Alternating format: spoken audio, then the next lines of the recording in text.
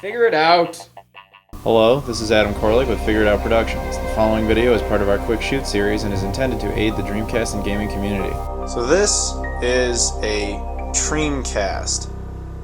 You can see it spelled out right there on its box of sorts.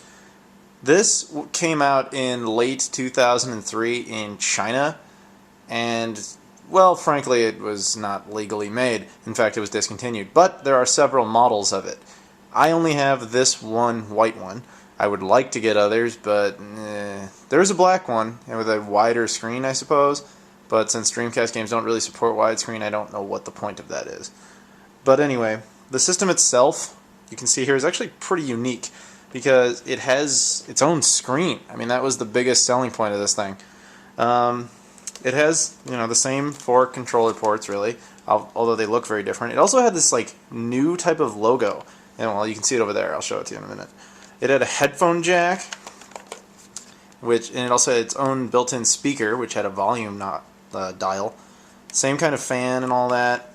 It had, well, there's a place for the 56K modem and the broadband port, but it doesn't fit in there just because the shell is a different size. So that's kind of pointless. I'm just gonna close this for a second. You see the bottom or the back here says all these electrical standards and all that fun stuff. Made in China. That makes sense. Because it's... Wow, there they even got the name wrong. Treamcast. But there it's called Treamcast. Treamcast. Funny. Anyway, back here, you have your AV out. It does, well, so you can play it portably like that, or you can actually hook it up to a TV and just treat it like a regular Dreamcast, which is pretty cool. It has a very specific type of power supply, which I'll show to you soon. This, I believe turns the monitor on and off, and then there's that useless serial port, or pretty much useless. Over here, yet another speaker, more vents and all that, and then we have dials to adjust the settings on the screen. So the screen itself, it's a pretty decent screen. There's a light, right, that's a red light to indicate that it's on and all that. Inside, looks like that. That lights up as usual. As you can see, it's just a very different looking thing. Yeah, that's what the bottom looks like. Putting that down. So then it has its own case. Now this is the actual box that it came in. It was just sent in this thing. Originally, there was a cardboard box that it was sent in like a UPS kind of box, but, this is its box. And I've unzipped it ahead of time already just so you can get inside. Oh, that's the logo I was talking about. It's right there. It's not exactly the same, is it? So inside, it came with this kind of power supply. Look at this. There's no holes. Yeah. This is very different. But it's very important because I had to get a second one because the first one, was broken at some point, and they replaced it. They were actually, the people I bought it from were willing to replace it, but I tried to buy it here because they said it was going to take them like a month to replace it. You cannot find this kind of plug in this country. You just can't. I don't know, you just can't. It also came with this VCD set and MP3 playback thing. It's junk. Don't use it. It actually came with a cable to function in a car. You can plug this in and actually use it in your car, which is pretty sweet. And then it came with these special controllers that have really, really short cable and are kind of junky, to be honest with you, but they basically resemble Sega Saturn controllers. Here's why I say they're junky. Watch this. That comes off freely. There's absolutely no resistance, and it was always like that, and the other one does that too. But yeah, it's pretty cool. This is obviously really only for collectors, but it's really very cool. The actual system itself is, well, it's illegal. They weren't supposed to make this. It's not like they just re-engineered a new Dreamcast. They basically took old ones and then just stuffed the guts inside of a new shell. They also modified it with a mod chip of sorts so that it's actually region-free. There is no region protection of any kind. You don't even, most Dreamcasts, you can play imports really easily. It just takes a boot disk. This doesn't even take a boot disk. It doesn't require it. There is one kind of fatal flaw with this thing, though, is that A lot of the time when you turn it on, it won't even spin the disc to start up. It just never does it, which sounds like it's broken, but it's not. It does fire up. Actually, there's kind of a cheat to fix this. If there were a disc in here, what you would do is you would just spin it and then close it, turn it on really quick, and usually it catches and then it just goes. Don't know why. It's kind of annoying. It doesn't always do that. Sometimes it just fires up and it's totally fine.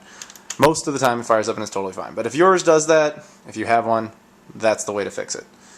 So if you're curious, this is what it looks like when compared to a standard Dreamcast in terms of its size. Sorry. I mean, this one's wider by a good, inch or so. But this one is, of course, higher up because of the monitor. There you go.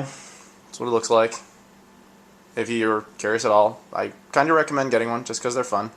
Alright, so I'm going to show you some gameplay footage on the Treamcast. So the game I decided to choose was something just as strange as this thing. Imagine what this is. It's a Dreamcast kind of without a country and unknown.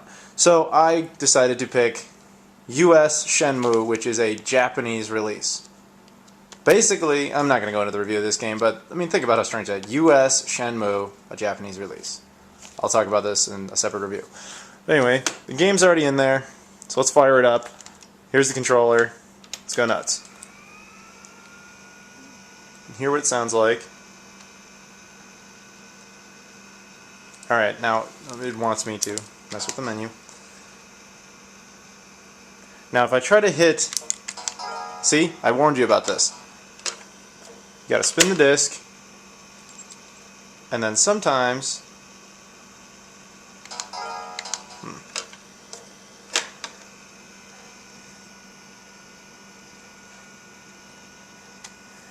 See that? Told you. Spin the disc, and it works. I don't know. I didn't design it. But I did figure out how to fix it. But yeah, as you can see, it's got that's what its orange light kind of looks like. It's not obviously as big. And then it's got that. I know there's no memory card. Well, okay, I really can't go oh, maybe I guess I can. So yeah, US Shenmue. It's a Japanese game that it plays. So would European versions or American versions. They'd all work because it's region free.